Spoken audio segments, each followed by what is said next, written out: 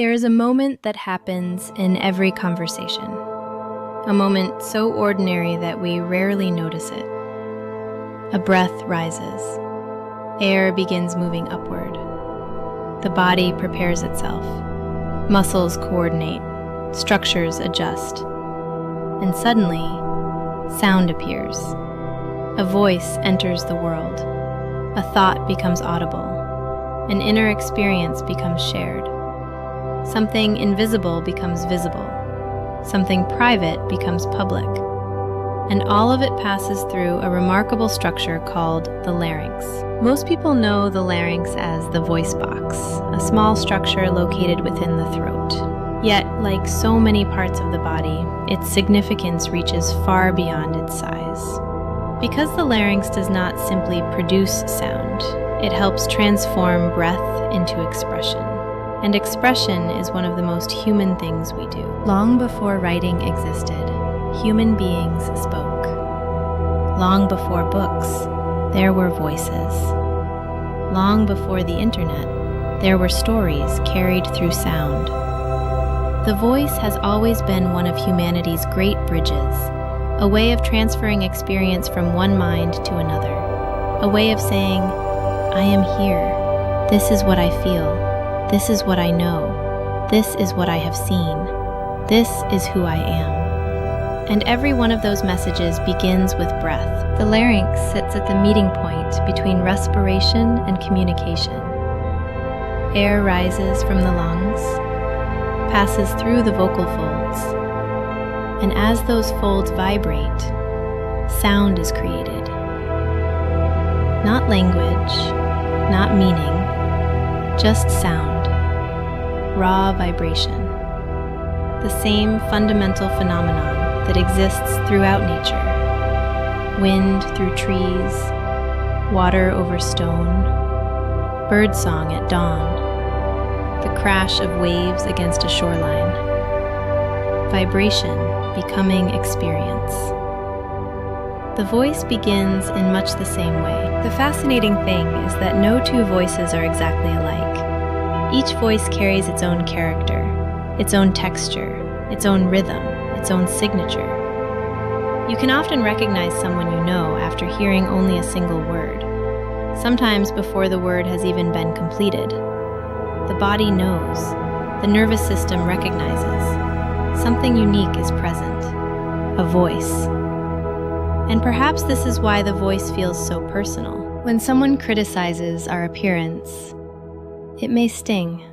When someone criticizes our ideas, it may hurt. But when someone criticizes our voice, it often lands somewhere deeper, because the voice feels closer to the self, closer to identity, closer to expression.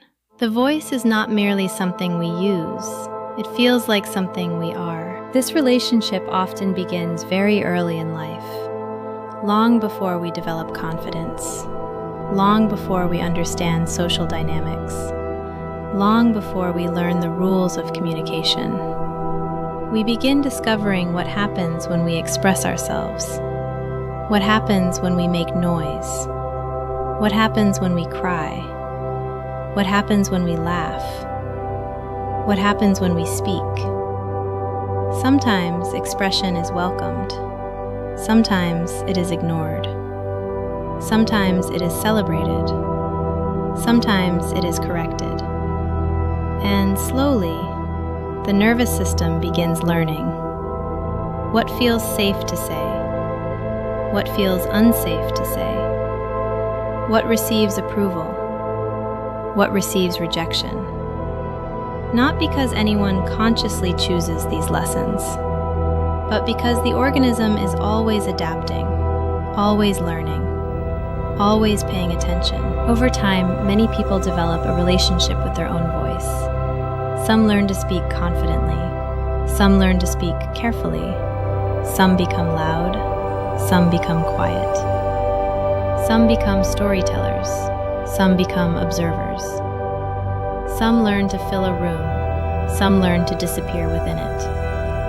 Again, not because one is right and one is wrong, but because adaptation takes many forms.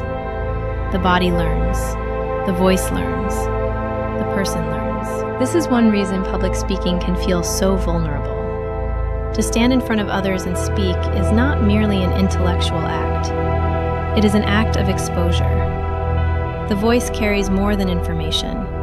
It carries presence, emotion, identity, confidence, uncertainty. The body is involved in all of it. Anyone who has spoken while nervous knows this. The mouth becomes dry. The breath changes. The voice tightens.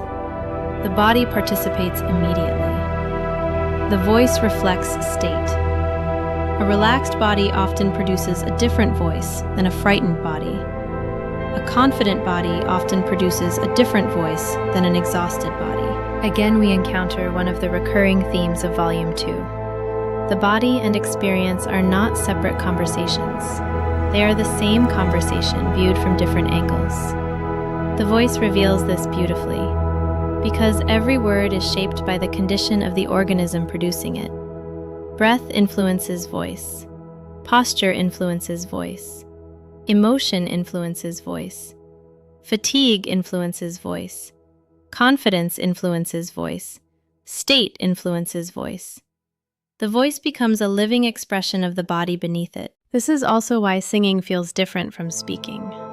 Singing asks us to surrender more fully to vibration, to allow breath and sound to become one continuous movement.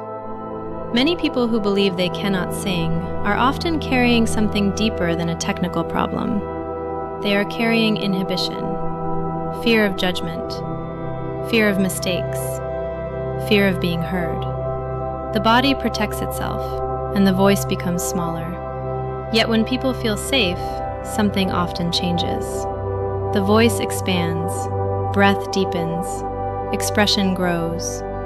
The organism allows itself to participate more fully, not because the voice has suddenly improved, but because safety has increased, and safety changes expression. Perhaps this is one reason humans have always gathered around stories, around music, around song, around conversation. Voice creates connection. Voice creates culture. Voice creates relationship. A vibration leaves one body and influences another. The simplest mechanism, the deepest consequences. And it all begins with breath. A breath rises, air moves, the vocal folds vibrate, sound emerges, and suddenly an inner world becomes shareable. Perhaps that is why the voice remains one of the most extraordinary gifts we possess. Not because it is loud, not because it is impressive, but because it allows one human being to reveal themselves to another. Breath becoming sound, sound becoming meaning, meaning becoming connection. The larynx quietly making all of it possible, moment after moment, conversation after conversation, life after life. Somalume. Every voice begins as a breath asking to be heard.